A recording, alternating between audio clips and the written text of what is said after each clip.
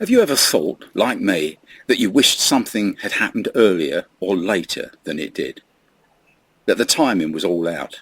As the spoilt girl in Willy Wonka said, I want it and I want it now. Well, God's timing is perfection, and God's timing is not always our timing. One of the hardest lessons is waiting. And not just waiting and drumming our fingers, but waiting with a calm confidence that he has everything in hand.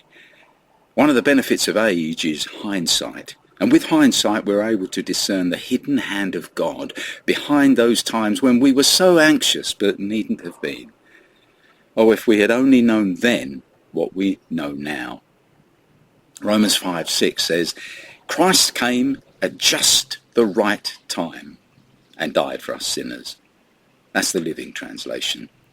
And at just the right time, he arranges everything else. There's a beautiful example of God's timing in the life of Joseph.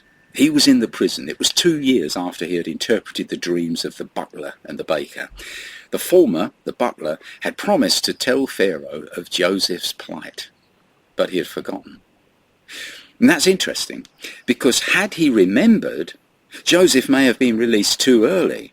Pharaoh would not have had his pivotal dream of the approaching drought and famine, and so Joseph would have had no opportunity to interpret the dream, and could therefore have ended up homeless, squatting beside a mouldering pyramid, begging for food from sightseers, if they had them then. But God had very different plans, and the 2 years were crucial.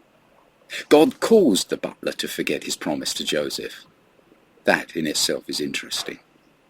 At just the right time, the butler remembered his promise to Joseph. Regarding those 2 years, our version simply says, and it came to pass at the end of 2 full years that Pharaoh dreamed, Genesis 41:1. But the Hebrew is much more revealing, and it came to pass at the end of 2 years of days, Pharaoh dreamed.